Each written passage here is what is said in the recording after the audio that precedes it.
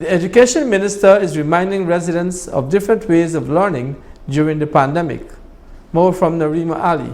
The coronavirus outbreak in Guyana, as well as countries around the world, resulted in the closure of schools and other learning institutions.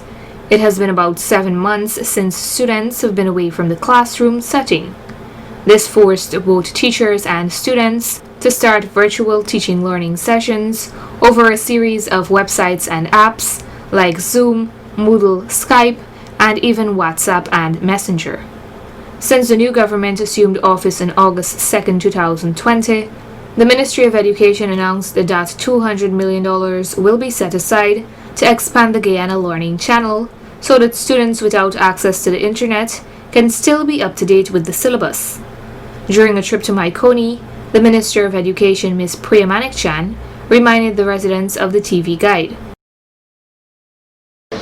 Anybody get NC in here? Why are you not getting it? But you're not getting it. You're getting NC, but you're not getting the learning channel.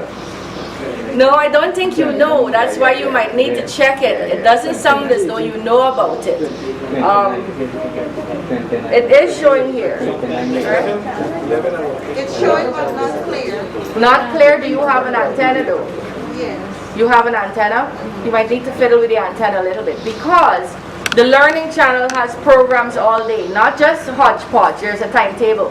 So if your child is in nursery, we know from 8 to 10 you got to be in front of the TV. If your child is in grade 1, from 10 to 11 you got to be in front of the TV. Grade 2 from 11 to 12. So it's not just when you put on you can see. In this period where we can't send them to school now because we don't want to be ready. She then alluded to the measures that are being set up for areas that do not have access to the Guyana Learning Channel programs that are being transmitted daily. And we only started that last week because we have to start something. So we start with you, garden table and getting it. We got to send up in there print material, but I'll also send print material for every child in these schools. Secondary schools, I have to go to high to the print my son's stuff. Right, so I spoke to the secondary teacher out there, and the first thing we'll be looking at is forms 4 and 5 because they're exam classes, and then we move down. We don't plan to be locked down for long, but you gotta wear your mask. Uncle ain't wearing any mask. During her trip, she was also faced with another issue that was raised by the residents. And they're asking, the guy asked me to get landlines in here for data for the children. You know I'm from Maikoni, right? You know I live up the road. I want a landline in here.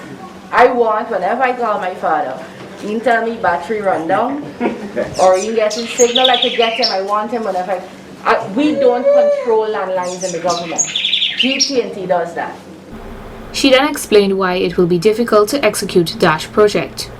And GT&T has decided, in my view, that it's not really going to be worth their while to come into Maikoni with such few houses and put down landlines when you can use data. So I can't promise a landline. You understand what I'm saying? Now that mean I like you, and that mean I want it, and that mean I know how bad you want it.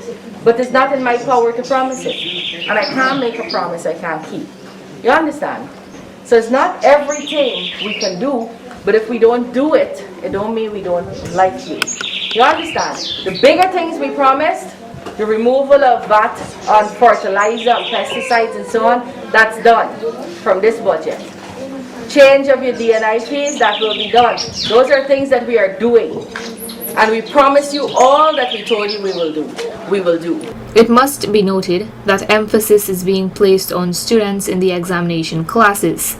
Those classes include Forms 4 and 5 or grades 10 and 11 in high schools and grades 5 and 6 in primary schools. Narima Ali, Channel 8 News.